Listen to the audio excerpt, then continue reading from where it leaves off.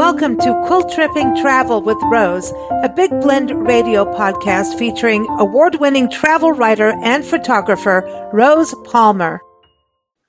Okay, so on this episode of Quiltripping Travel with Rose, she's back on a big ship and she's taking us on a cruise, literally. Today she's going to talk about tips for first-time princess cruisers. Are you a princess? I think she's a princess. What do you think, Rose? Are you a princess? Do they make you feel like a princess on a princess cruise? Oh, they do. They do. I think that's why I keep coming back over and over again because, as I tell people, this is my me time. I usually cruise by myself. So it's time where I'm taken care of because I don't have to clean my room or make my bed or cook or do any of that stuff. I run away from the chores in the house and the husband. You said that on the air. You just said that. He's fine with it because then he gets his me time as well, and I think that's important. I just chill and I relax and I don't feel like, okay, I've got to do this, I've got to go do that, I've got to run here or there. Even though I'm retired, it's amazing how a lifetime of always being goal-oriented and driven, it's hard to escape from it. So when I get on these ships, it's my time to just chill, and I catch up on my writing, and I read, and I do some kind of sewing. I've actually taken my sewing machine a couple of times on these long cruises with lots of sea days, but I usually take some kind of hand crafty something or other. Quilting with a view. It is. Oh my gosh, that's pretty cool, right? To be able to do that and just relax. Mm-hmm. And now, if you wanted room service, does that happen? Oh yeah. That's one of my favorite things is having breakfast delivered in the morning. So they have these little cards, and they have a list of things that they can bring you on the card, and if there's something that's not on there, I write it in. So, like for instance, sometimes I might want a toasted bagel with salmon, so I'll write that in there. And so I just, pick the things I want, and I write down the time that I want them to deliver it. And like magic, the next morning there's a knock on my door, and I put on my robe, and they bring me my tray, and I open the balcony window, and I'll sit out there and have my cup of tea and my yogurt and my grapefruit and croissant. Now this is my cup of tea. This is it's my cup of tea. Sorry, I'm not sharing my cup of tea. It's my cup of tea. I'm not sharing. I want my cup of tea. It's your own cup of tea. I want my own cup of tea. That's fine. I mean, I love that because there's something about really relaxing and having a view and not having to drive and not having to someone else is cruising the ships, captaining and steering and doing all that in room service. Like to be able to just wake with. Now, do you ever? Okay, so can people walk? You have this like a private balcony, right? So no one can walk in front of your window, like you're private, or can people walk? It's private with a view out. But here's something to remember: there's lots of levels to the ship, right? And there's balconies above me usually because I like to be lower down because I don't do well with heights. So I don't normally get one like on level 12 or 15 or something. I'm usually a little lower. So there will be balconies above me, and they're kind of staggered. So people may be able to look down on your balcony. So just, it's semi-private. So you kind of want to, not go. You want to go out there with a robe on. Let's just put it that way. But you could leave your blinds open a little bit from bed and be able to watch the sun rise over the water. That's what I want. Yep. Okay, now that's cool. I leave my. Yep.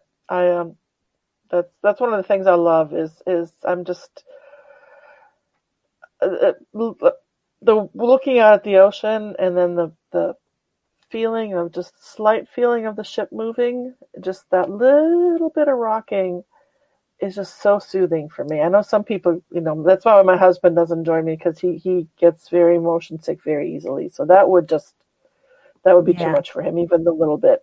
But for me, it's just really soothing. And I always sleep so well when I'm on a ship because of that just little bit of rocking motion. And actually, if there's a lot of rocking, then I sleep even better. Other people don't like it, but I love it. And I just love looking at the water. It's a zen thing for me. That's cool. That is for me too. I'm like, you calm me down. Like, I've had a stressful day, Rose, you know it. And you I just know calmed you me have. all down just by telling me about all this. I'm like, this is feeling good. You're Oh, doing and then therapy, you know man. what's even better? I think you would Mhm. like this even better is in the afternoon. You sit out there with a gin and tonic, or you sit out there with a glass of wine and maybe Mm-hmm. some little snack, something or other.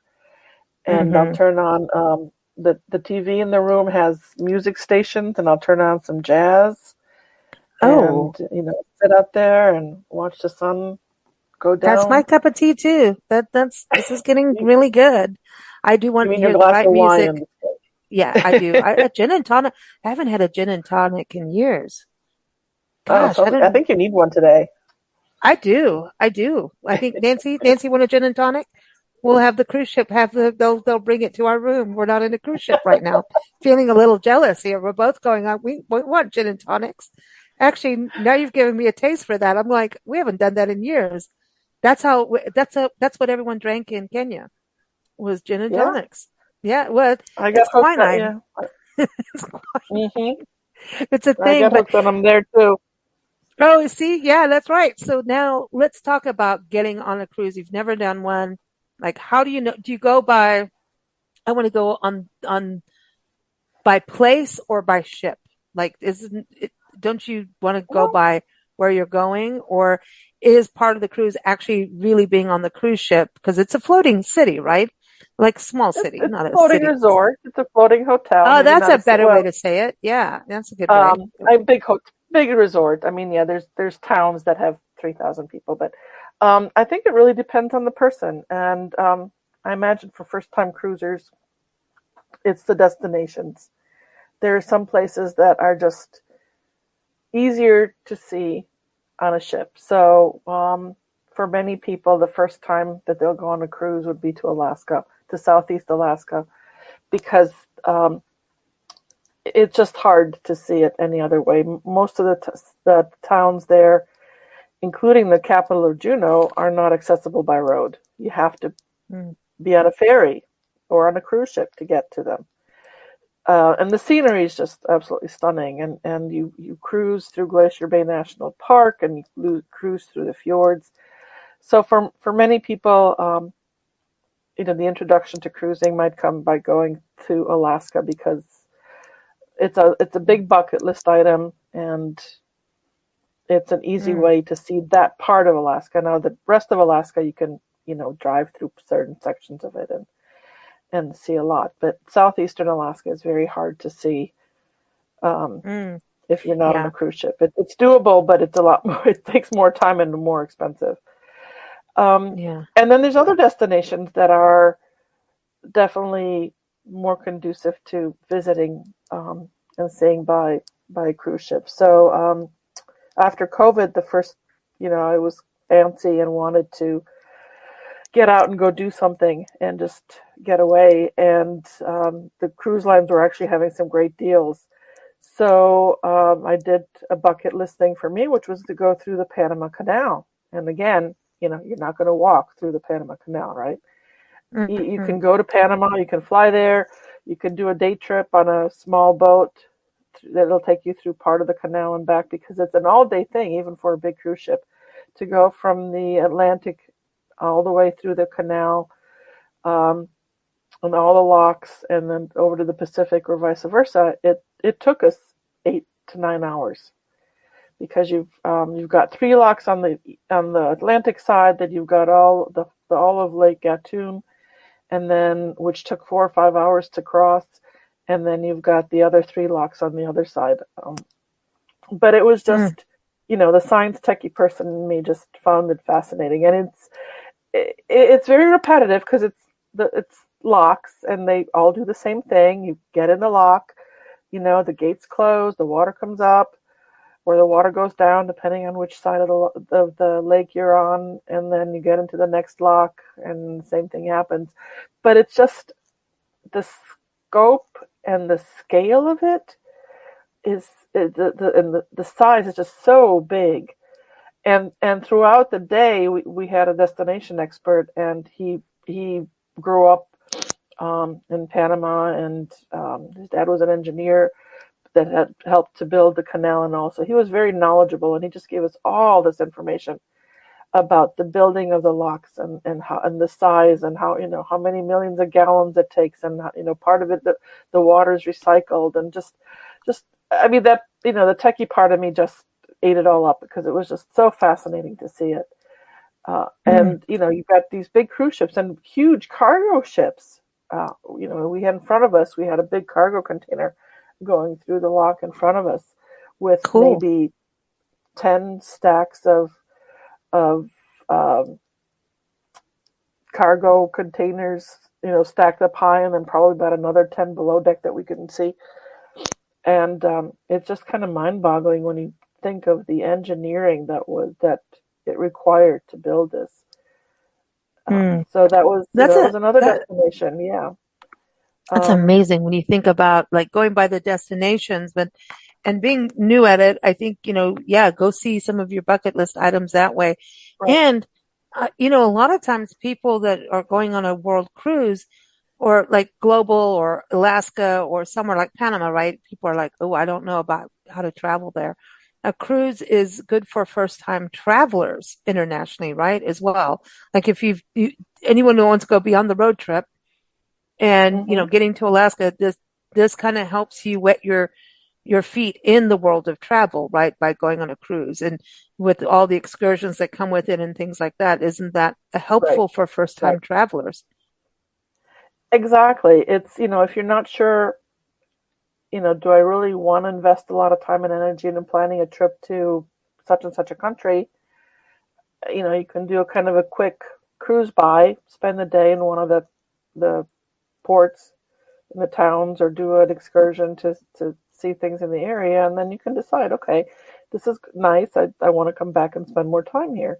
Or on the flip side, there's some destinations that are they're just small, Mm, and not necessarily easy to get to. And getting there on a ship, spending a day in town is probably enough. So, for example, in a couple of days, we're stopping on the island finally. So I'm on a transatlantic cruise right now. We left Fort Lauderdale last week. We're crossing the Atlantic.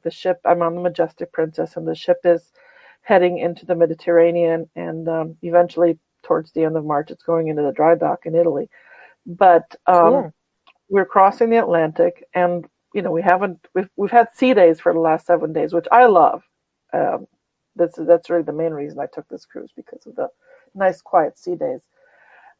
But then after a while, everybody does get a little antsy and get some cabin fever and wants to get off the ship. So our first stop in a couple of days is going to be on the island of Madeira, which is off the coast of Africa. It's owned by Portugal, though I believe it's actually governed independently. And it's a small island. It's apparently a popular resort destination for the Brits. But we're going to spend the day. We're going to have a day in the town of Funchal. I think I'm pronouncing Mm, it right. And it's not a big town. It's not a big island. It's not a big town. So I think in one day I'll be able to see all the highlights and get to taste some of the food and get to taste some good Madeira wine.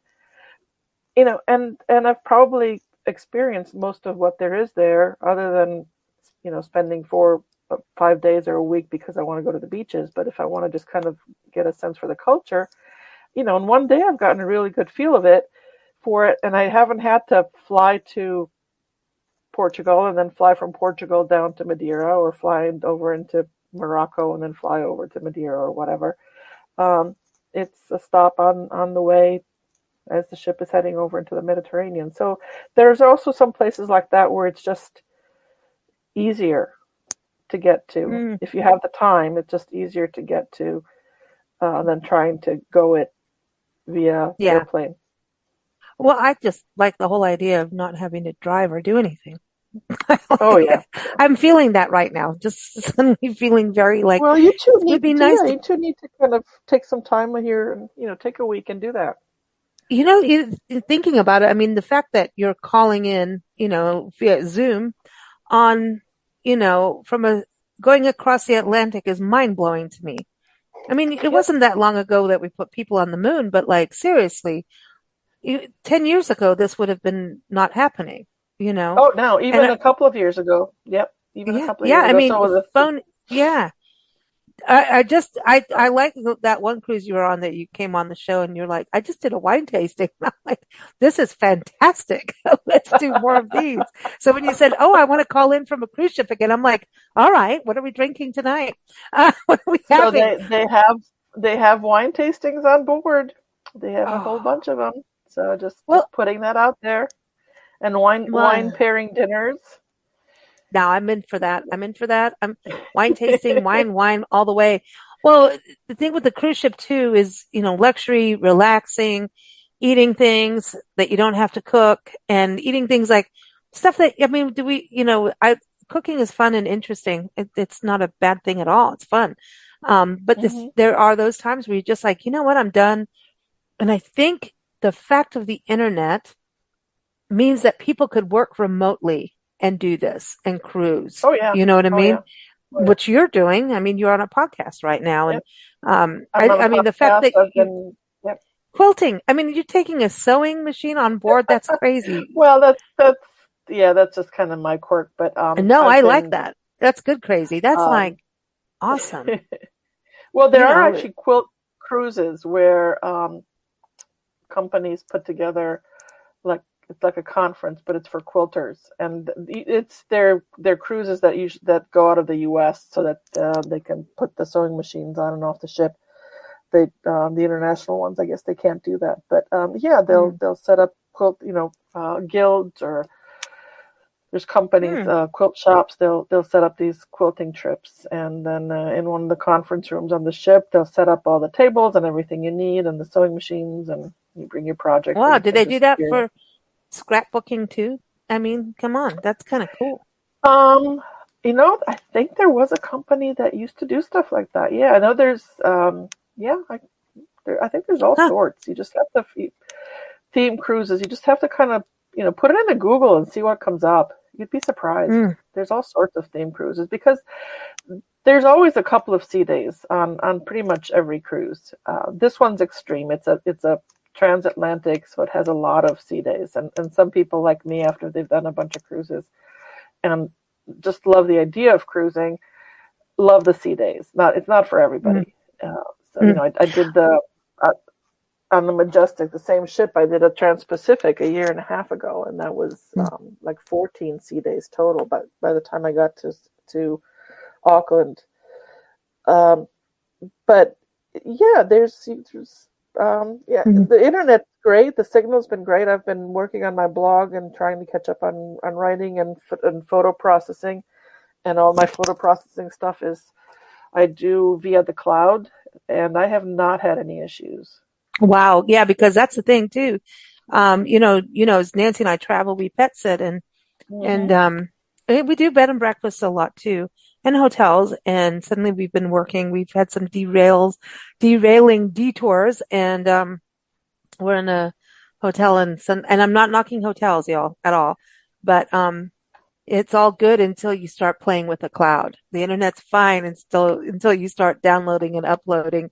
And let me tell you, Hmm. yeah, you want internet that you can do the cloud, and that's a difference. So if you can work remotely on a cruise ship, man, I mean, that's some sweetness. I love that. And you've got a great article. So, Rose has been busy. She has, and it's linked in the episode notes, and it's tips for, first timers on a Princess cruise and how to book one.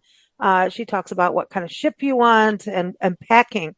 And so let's talk about packing of what, and you say they have an app, right? And so let's just talk about the whole thing about luggage, of what you should or should not put in your luggage, how much luggage is a good idea, because you've got a lot. You talk about luggage tags on your bags. Let me Hmm. get that straight. Hmm. I haven't had wine yet.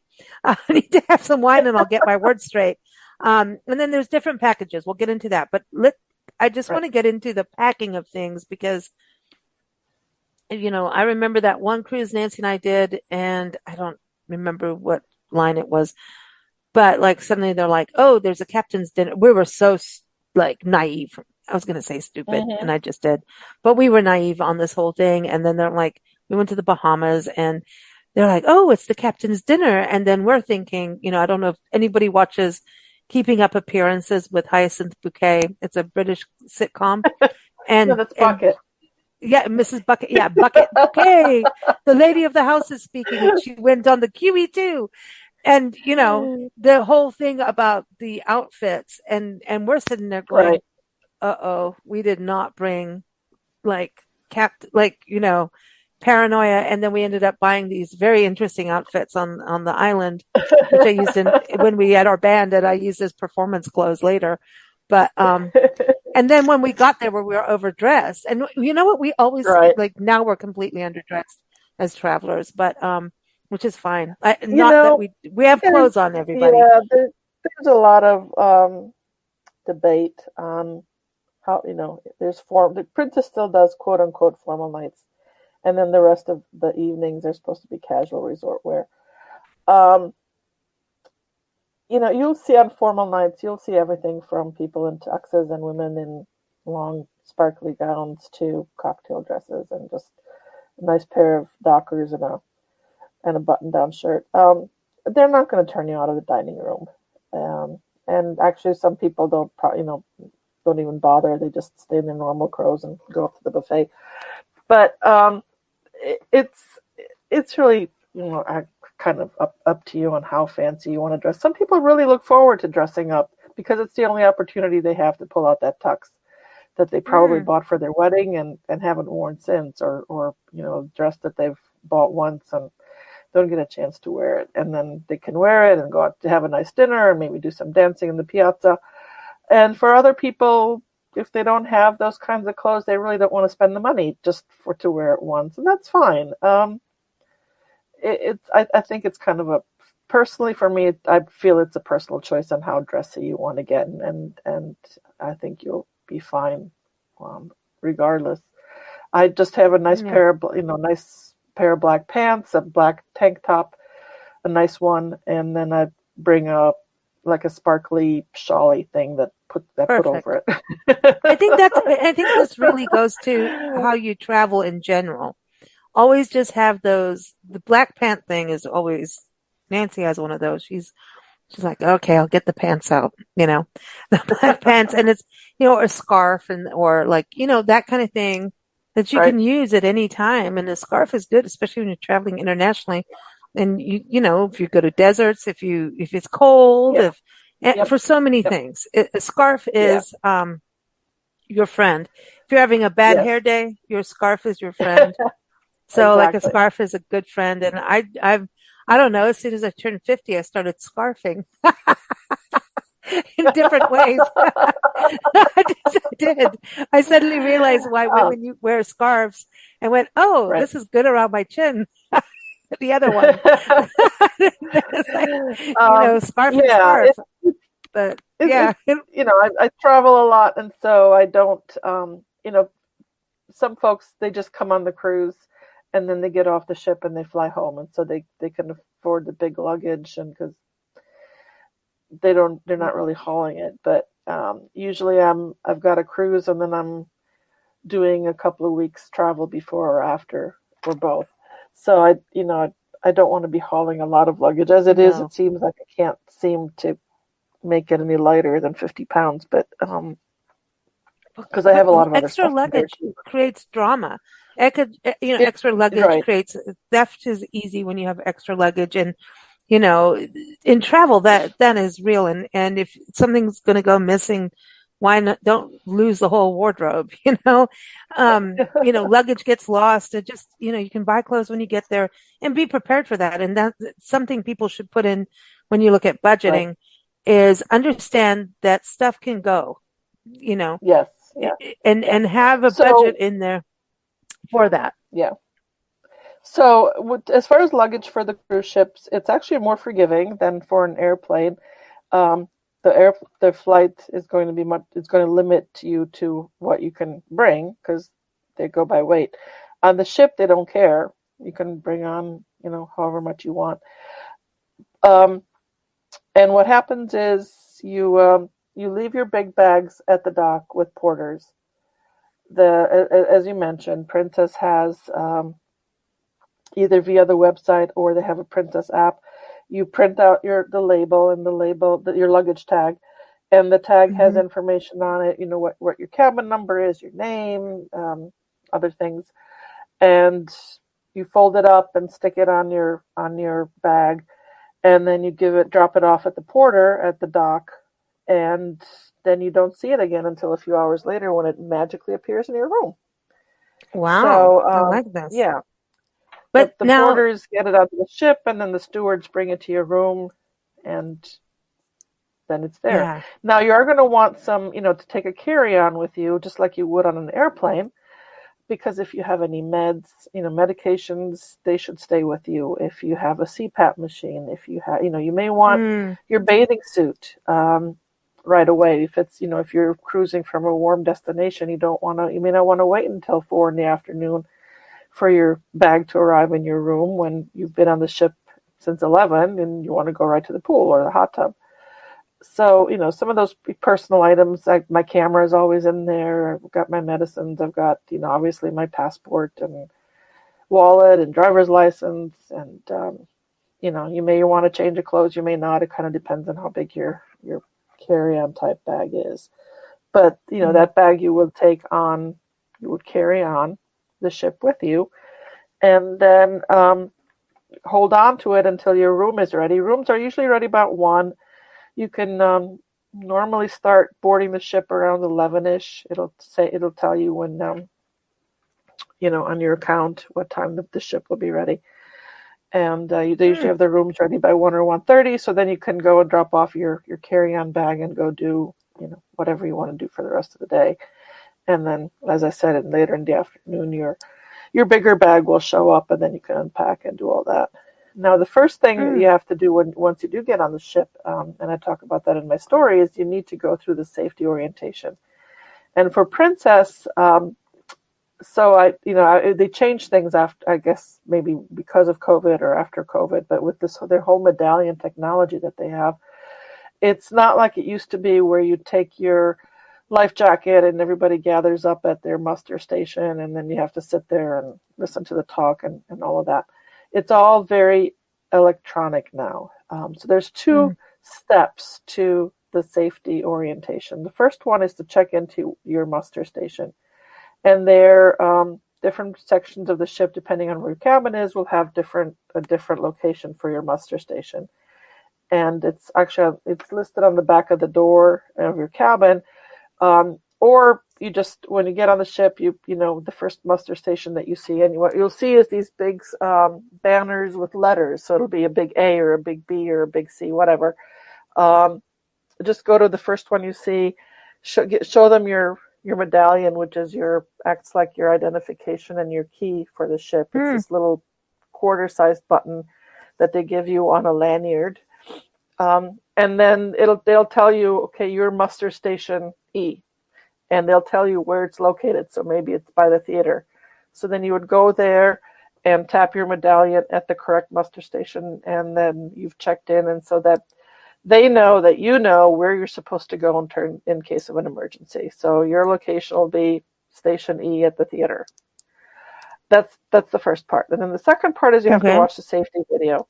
And the safety video goes over, what in case of an emergency, what the beeps are, that'll come over the intercom that indicate that it's an emergency, what that sounds like, how to put on your life jackets. And you can watch that either via the Princess app on your phone. So that's a good thing to do while you're having lunch. Or you can watch it on the TV in your room. Either way. But they know. So Big Brother is watching. They know if you've watched it or not. So you're going to have a test. Well, safety is it's important, right? And even it is. Yeah, it is. They're required to do this. Yeah, they're not doing this because they feel like it. I think it's a legal requirement that everybody has to go through this safety type of orientation. And inevitably, every time I board, usually by about an hour before the ship's supposed to leave, the captain or first mate will come on the intercom and say, oh, we still have 459 passengers that have not checked into their muster station, and 578 that have not watched the video. So they do Oh, keep yeah. track, and I imagine it's part of their official records that probably get audited at some point by somebody. So it is a requirement, and they do know if you've seen it or not. And just the TV in your room will not work until you've watched a safety video. So Oh, see, that's kind of but another way to keep you honest. that's cool though. I think that is, that's a nice thing. That is a Hmm. good way of making it work.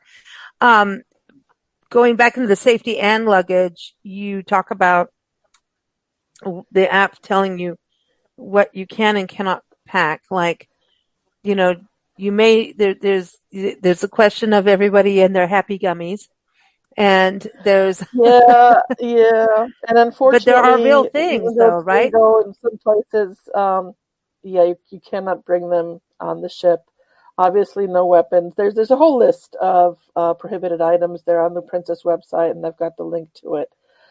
But some of the less obvious things that where people sometimes get in trouble is um, we all have our electronic gadgets these days that need to be charged and plugged in, and there's usually not enough outlets, right? It's a Mm-hmm. small cabin. There might be one American outlet or two American outlets, European one and Australian one. So, people want to bring multi-port type of charging um, gadgets. And just Yeah, be aware that it cannot have a surge protection function on it. So, which is wild, man. That's yeah, you so if know. you're going to bring something like that, it shouldn't have a surge protection function because of a potential fire hazard. And then the other one that people want to try and bring are like steam irons, for Hmm. clothes. Yeah. Again, potential fire hazard. Plus, there's a laundry room with ironing boards and irons and washers and dryers, so you don't need to do Wow. that. So you can do your I own laundry. You can do your own You could, laundry by yourself. yeah, yeah, I yep, like that. which I is don't great. like handing off the bag of laundry to somebody else. I No, never I have don't been that either. person. Mm-mm. No, I don't either. It's private, Um, yes, you know. exactly. Yeah. You So, got, yeah, leave and my then, corset alone. I'm kidding. Like I couldn't even wear one. But anyway, I'm like, so, um, no, anyway. But no, that's cool. So this is, I mean, I didn't realize cruise ships had that kind of, like you can have all this service and then at the same time have functions that you want to do yourself, like laundry or whatever, and it so depends it's on the nice. ship. Yeah, I think it depends on the cruise line. So I don't know about other cruise lines. I've really just been cruising Princess for the last couple of years. I have done a Royal Caribbean and Holland America, but that was years and years and years ago, and I don't really remember. But for the last since COVID, I've been cruising a lot on Princess, and Mhm. that is one of the nice features is that they have the self-serve service laundry. So when I am on a long cruise like this, 2 or 3 week cruise, and then I'm doing another 2 weeks on the ground afterwards, I can pack like 10 days of clothes, which is usually what I pack, Mhm. and then before I get off the ship, I'll do my load of laundry and I'm good to go for about another 2 weeks or so, with a little bit of maybe sink washing in between. Um, Mm, so yeah, yeah. those are nice features. And Yeah, yeah, and don't forget, sink washing, your hair dryer is your friend for drying. I'm just saying. right, right. It is. Yeah, It is. Yeah, yeah, that it is. Um, in your and article, you there's a also hair talk, dryer in the room, so you don't have to bring that. see, So, now some people may be able to tell from some of the video podcasts we do whether or not we're in a place with a hair dryer. Because I don't know what it is. I'm one of these people, like, I don't want any more to put in the car. Like, I don't want to pack anymore.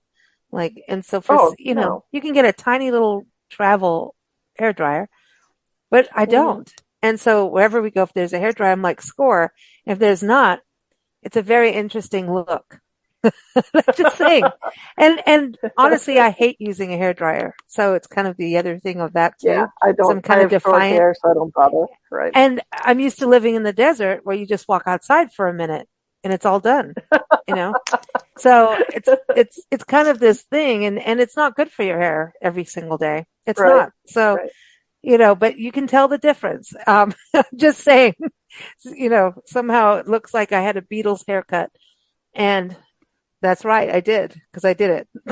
So that's it. Okay. But uh, That's, but yeah, that's let's good. talk about the different packages. I mean, you had such great advice, but the packages, this really goes about your budget and what you want to experience, right? Right. Right. So there's one package where I know my wine is covered, and then the other one knows Hmm. like you better watch your budget and watch how much Right. if So you the if you if standard you're on a fare, budget. Yeah. right. So the standard fare is, gets you your room, gets you meals in the main dining room and a couple of other locations throughout the ship. Um, Basic drinks like coffee and tea and iced tea and water and lemonade up in the buffet area or in the dining rooms. Um, that's kind of pretty much it. So that's your basic fare, Mhm. and that's what I usually travel with That's because I good. can't drink a lot of alcohol, and so I don't drink a lot of alcohol. She And likes her then cup of Princess, tea. I like my See? cup of tea. Yes, I will have an occasional glass of wine or an occasional gin and tonic, but I kind of developed an allergy to alcohol, so I have to really Oh, not overdo it.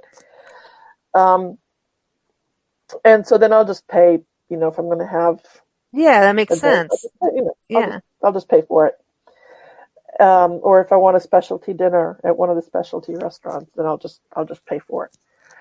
Now, other people like or can, prefer to drink more, and it isn't. And so Princess has two other packages that they offer. One is for $60 a day, which is the plus package, and one's for 90, I believe, which is the premier package.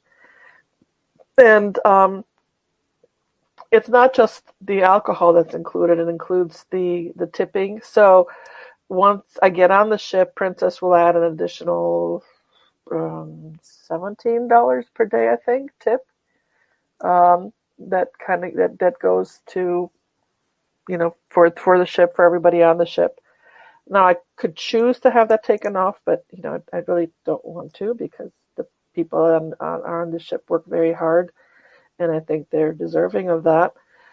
Mm. But these packages will include the gratuities. They'll include drinks up to a certain price. It'll include so the plus package also includes two meals at their what they call their casual restaurants. And then the premier package is a step above that, so that'll include unlimited dining at the premier or at the specialty and at the casual restaurants. It includes drinks that up to a higher price level. Both packages allow you to have. I don't know if this is going to be enough for you, Lisa, but it's 15 Uh-oh. alcoholic drinks per day, Oh my um, gosh. No, come on now. and then Like, unlimited everything else, like so unlimited coffees and unlimited yeah, you're going to need unlimited lattes coffee and for that. teas. Jeez. Yeah, I mean, 15 drinks a day. Like, okay, so do they uh, have a jail on board alcoholic, in case alcoholic. somebody, yeah, I mean, even 15 drinks a day is kind of still a lot, but like, do they have like someone, if someone gets unruly on the ship, do they say, hey, you're cut off? Like, seriously, do they do that? I always wonder about that Um, on a ship. Like, if there's like I security don't that know. says, hey, you've been a Well, there's little, security. Yeah, yeah, there's probably. security. Yeah, you're I've going never in the seen it, tank. but You're going in the tank on the side of the ship, right? No, I mean, it could happen, but I think I people that are guess. going, maybe on the ones that have all the music cruises and stuff, which I think are fun. But Yeah. I haven't done one, but it looks Now, like fun. I really don't drink a lot, but when I did the Sun Princess cruise with my daughter back in November in the Caribbean, we did have the premier package for that one. It was a courtesy from Princess for us, and so I took the opportunity to try a whole bunch of different cocktails, and I tried hers. And I gotta tell you, I swear there wasn't any alcohol in those cocktails. They tasted great, but I certainly did not feel it. Oh, you slept well that night, didn't you? That's a Well, yeah, I did. danger. That's a danger. Maybe they're doing, So anyway, you cannot take your medical marijuana on board. That's a no-no. No, Watch no no, surge protectors no. either. That can be interesting. Right. So Yeah. you do that. Okay. So you get the different packages. And so it really is depending. It's not just alcohol, right? When it comes to the packages. So just take a No, look at that. no. And then, Yeah. So there, you want to do the math and figure out what's going to work best for you, and in terms of cost or convenience. Some people just want to know that they don't have to worry about paying an additional bill at the end of the trip, and what is that going to be. They just want to know it's paid for up front. I'm done. I can just go and enjoy myself and eat and drink whatever I want and get off the mm, ship, and I don't have to pay anything more. So it's really personal choice. okay. So then the other thing is, the excursions. I wanted to ask about Yes, that. So is that yes. something you book in advance, or do you do it once you're on the ship? How does that whole Um, thing work? yes. So Princess will have a list of excursions available to you at each port, and you can book them in advance. And many people do because they want to do something like they want to do dog sledding on a glacier when they're in Alaska. And there's only so many spots, and it's a popular trip. And so they're going to book it ahead of time because they want to make sure that they get that. Um, and then other things you don't book ahead Mm, of time. It kind of really is a personal choice, and a personal choice and a personal preference. I These days I tend to kind of wing it, especially in Europe. So like these three stops that I have here on this cruise, which are in the Mediterranean region.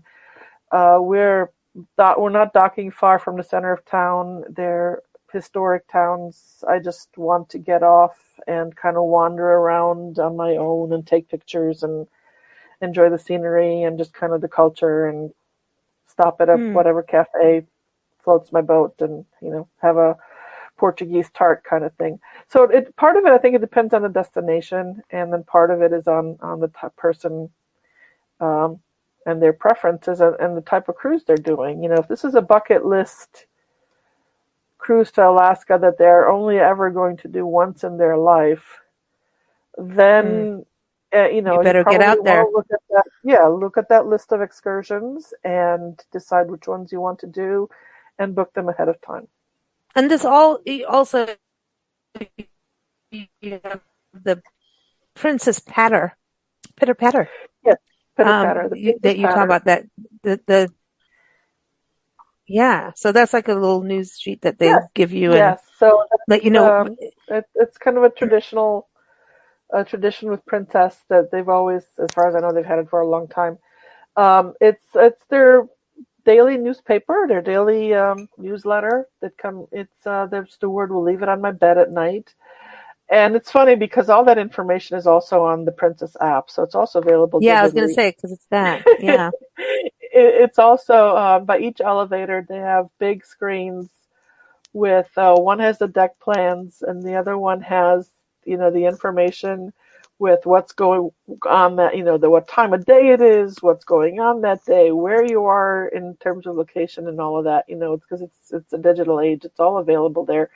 But there's just something about getting that piece of paper and seeing it Yeah. all written down. It's like the difference between reading a paperback book and a Kindle, right? Yeah. Yeah. It It's just night and day. seeing, having it in hand on a piece of paper, they print it out, and all the information on what's going to happen the next day and the times, schedules is on there, and then the all the hours for the bars and the restaurants are on there, and the temperature that we're expecting, and the sunrise and the sunset, things like that. So Very cool. It's like a yeah, nice touch to it all. I love that. I it is. love that. It Well, is. everyone, Rose has got this great article with goes into even more in depth, with things about print out your luggage tags and make sure they're on your baggage, things like that, and all kinds of great tips for you. So check that out on blendradioandtv.com. Just type in Princess Cruises, Rose.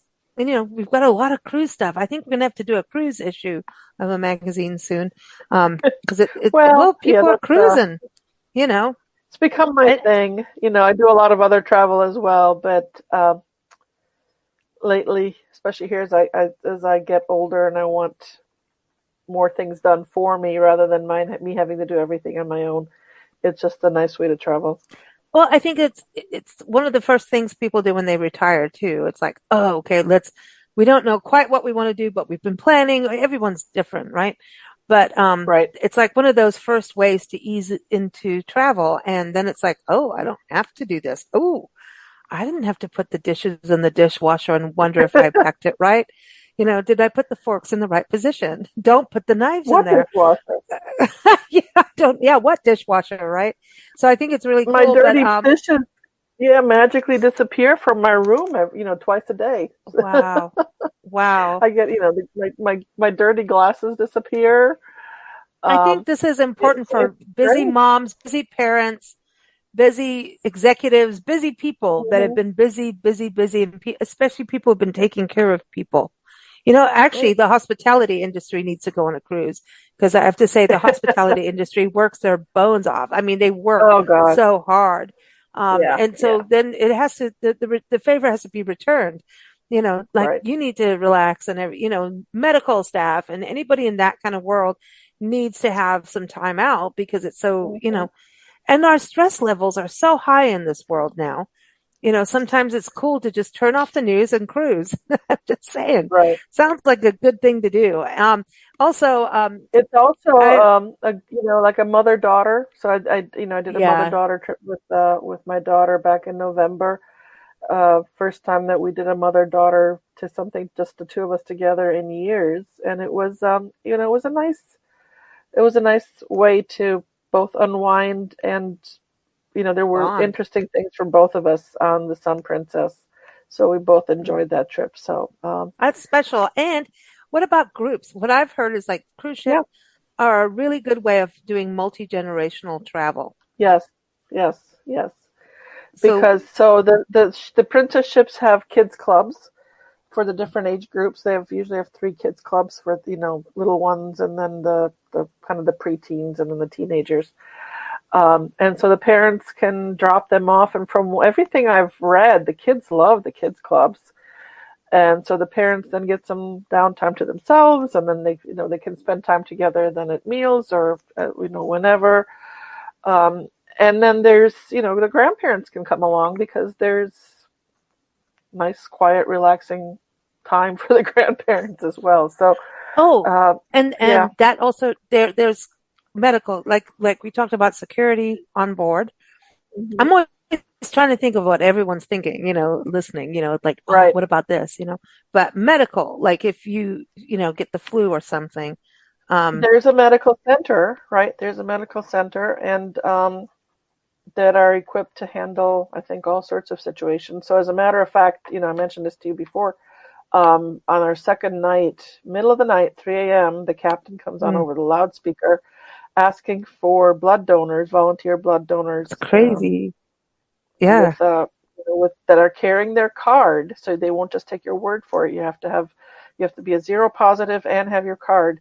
Now, obviously, because of privacy laws, he didn't go into detail on why they needed somebody at 3 a.m. to come down to the medical center and give blood.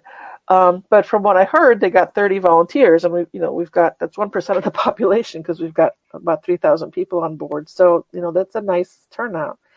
And then we've been speeding up and traveling actually a little bit faster than we were supposed to, and we're getting into Madeira a day early so that they can take care of the person who needs medical attention. Oh, wow. And get them to whatever facility. And this is an unusual case because we're in the middle of the Atlantic, and so we're not close to any body of land. But normally, if there was a medical emergency, they would go to the closest port. Land. Yeah. Port, and evacuate. Oh, So actually, when my daughter and I were on the Sun Princess, we turned around. She even noticed it. I think after a couple of hours, we ended up having to turn around because of medical emergency and offload someone, and then headed back on our way. So yeah, wow. there's a medical center, and I have not had to use them. Knock on wood. Uh, But apparently, they it clearly. sounds like someone's at your door to bring you champagne. No, that was me knocking on my head. Um, but yeah, clearly they're set. They seem to be able to handle quite a bit Yeah, of because like I said, it's like a medical needs. community. Yeah, and Yeah, and and it's not just the guests too. They've got um, what is it, over 1,000, maybe 1,200. I don't remember the exact amount of crew. So mm, you've got crew that potentially can get sick and ill and have right. medical needs. So it's you got to be able to take care of all those. Well, I want to say too, in all the travel interviews we've done, they've also talked about the importance of travel insurance. And Yes, also yes, there's, when you're doing something like what you do, to have evacuation insurance, I think it yep. is, like, so Medical that if, evacuation. Yep, yeah, yep, it's a good yep. thing to do when you're doing something out in the boonies or out in the Yes. sea, that, a friend of ours, travel writer Linda Blue is on the show, and she had to be airlifted. She went on a horse trek through the Sierra Mm. Nevadas, following the John Muir Trail, and she had a horse accident, and they had to Ooh, airlift her, which would have ooh. cost her quite a few tens of thousands. Right. And Yes. she was lucky enough that the military were out there, and the one of the guides knew someone, and they're like, "Oh, we're so bored today. We need to do something. We'll come get her." And she didn't have to pay. But she said it was like Mhm. 16 or $20,000 kind of would have been Oh just, yeah, I it's think more expensive. because that was way back when. Right. This isn't today. I mean, now look at what it costs to get an ambulance. We always Hmm. just think, oh, call 911 and get an ambulance. No, maybe not. Should we? Like how bad is it? Yeah. Just Yeah. crawl. No, but I'm kidding. Please call 911 if you need 911. I'm not Right. joking around. But you've in different countries, and it is worth getting that travel insurance, I think, from what I've And it's heard, you know. especially, yeah, it's especially for the medevac. I would not because I travel so much. I have an annual policy, but Oh, okay. when you buy your Princess cruise, when you book it, Princess gives you the option to get um, insurance to insure your trip with through them, or obviously you could go through some other travel insurance company. And keep in mind that your American insurance isn't going to cover you outside of the U.S. And it may or may not cover you for being medevac. So even if you're in the U.S. Virgin Islands, which is a U.S. territory, and I don't know if our insurance cards work there or not at a hospital, but if you have to get medevaced, it's going to be very pricey, and that's going to probably the most expensive part of any kind of medical treatment outside of the U.S. is getting you back off a ship Mm, to a hospital and then potentially back into the U.S. if you need special type of if you need a private jet or a private chartered flight or something, or you need a nurse to go with you, whatever. Um, that's going to be pricey. So yeah, I would not cruise, and I wouldn't travel outside of the country without travel insurance. mm, That's agreed. just my personal 2 cents. No, no. It's just, when you're a world traveler, and I always love to hear from travelers because you're doing it, and there's no, I mean, like we said at the beginning here, Nancy and I got derailed, like, and you better have backup plans, A, B, C, D, and understand that it can happen to anyone. It, it's the way the world works. It can happen to you while Right. you're just sitting at home, so let's be realistic here. But travel, and just, I think it's cool. I mean, at home, do you have a nurse next to you? Like, no, but on a cruise ship, you do. You know what I mean? So, Right. you actually have more at your fingertips Yes. on a cruise Now, ship, actually. keep in mind though, you're going to have to pay. Yes. So I believe I'm not that familiar with Medicare, but I think I've read that Medicare does cover some medical expenses. whatever they are. But, Princess is not in the business. It's not in the medical business. It's not going to take your Medicare card and submit to get reimbursed. You're going to have to pay whatever the charges are, and they're going to be pricey because you're on a ship. You're going to have to pay that before you get off the ship, and then you would put in a claim for whatever you think you should be covered by your insurance.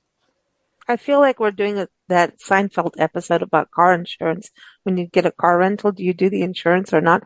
I always do the insurance if you do that, because you never know. Like, always do the protection, do the bubble wrap, because then you've done your thing. Well, but again, if you've got travel insurance, that covers it. Yeah, that's it. Exactly. You don't need to do travel. I think we're going to have to do a show on travel insurance. I see that coming in the future. Well, Rose, happy sailing to you. We're just a little jealous. You should do this one of these days. I mean, we really. Will. There's Princess has cruises out of Galveston. I know you're down south quite frequently. So, or out of LA, obviously, and San Francisco, if you're out in California. But I don't think you're out in that direction Miami? that much. But Miami, right? Out of Fort Lauderdale. Yeah, lots out of Fort Lauderdale. Yeah. Good prices out of Fort Lauderdale as well. Everyone, just listen to Rose. Like, she should, get compensated for Princess. She's like, oh, I can plan this right now. This is which one you should go on, But everyone, Rose's article is linked in the episode notes, and everyone check it out. Also, keep up with Rose. Thank you so much, Rose. Have fun on the rest of your cruise. Thank you. We're going to be watching you on social media. Enjoy talking with you again.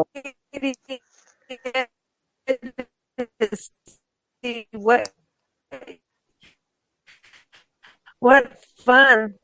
Oh, it's fun. So, okay, are you breaking up? I did it. Thank you for joining us for Quiltripping Travel with Rose, a Big Blend radio podcast featuring award-winning travel writer and photographer Rose Palmer. Join us for new episodes every second Thursday, and keep up with Rose at quiltripping.com and follow us at bigblendradio.com.